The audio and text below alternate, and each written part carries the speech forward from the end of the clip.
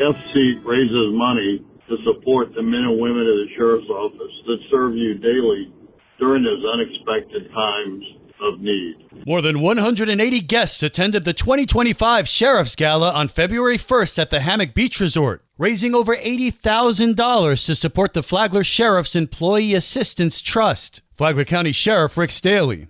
I would like to thank the 180 residents that attended and the many sponsors that we had, which resulted in raising $80,000 for FC. Hopefully this money is never needed, but it's comforting to know it's available should a deputy be seriously injured or killed in the line of duty or have a tragedy strike their family. Thank you again to our community, and save the date for March 21st, 2026 for the 7th Annual Gala.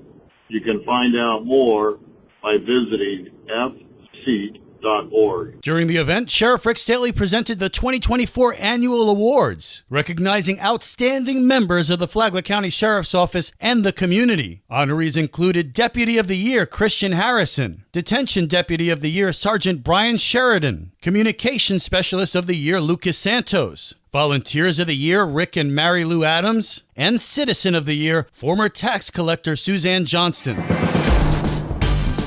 Good morning, Flagler County. I'm Rich Carroll. You're listening to Flagler's Morning News on Tuesday, February 4th. A hefty agenda for the Palm Coast City Council at this evening's business meeting. Some tough topics in the lineup for the proclamation portion of the business meeting.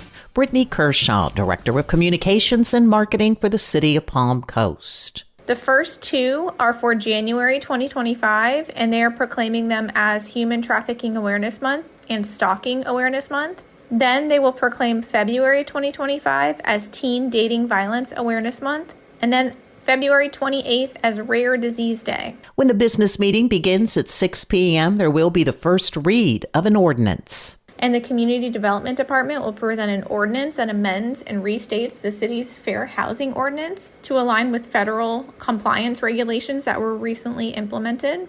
Following will be a resolution from the Stormwater and Engineering Department. And this will be for a design contract with CPH for the Old Kings Road South Phase 2 project. And this includes the design components for widening the roadway from 2 to 4 lanes, drainage and stormwater improvements, pedestrian bicycle paths, landscaping, street lighting, and intersection analysis. And a highlight of the consent agenda will be the approval of safe haven baby boxes at area fire stations to safely place a newborn that needs specific care. The Palm Coast City Council meeting is open to the public and is held in the community wing of City Hall. For Flagler's Local Morning News, I'm Karen Johnson.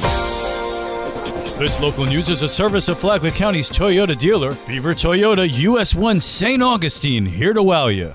So there's a reason why we don't want you parking in the swale. And the reason why is what happens if we have 4 inches of rain and you have 2 tires on the swale and they rut it, is the water going to flow? Palm Coast City Code was the topic of discussion during last week's Free for All Friday. One issue within the city code getting a lot of attention these days, commercial vehicles. Palm Coast Compliance Officer Barbara Grossman. You can have a truck in your driveway. It can't exceed a certain limitation. You can have 3 square foot per side. You can't, if you were to have a van and you were, say I was I had a painting business. As long as my signage on my van was 3 square feet or less, and I didn't have the ladders on the ladder racks, then it would be feasible. Grossman says the current city code excludes box trucks and utility trailers. Now, please be reminded that if you're having a service done on your property, then it can be there. You also could be a owner of the utility vehicle and you're doing work inside your house that doesn't require a permit. On Thursday, we'll take a closer look at sprinkler use and Palm Coast City Code. I'm Daryl Moody reporting. In other news, the Matanzas Pirates boys basketball team kicked off the playoffs last night with a 60-46 road victory over the Bartram Trail Bears in the first round of the district championship tournament. Center Alexander Davis led the team with an impressive 26 points. Next, the Pirates will travel on Wednesday night to face the top-seeded Tucoy Creek Toros in the second round. Meanwhile, FPC will also be playing on Wednesday as they begin their district tournament, hosting the Sandalwood Saints in a first-round matchup.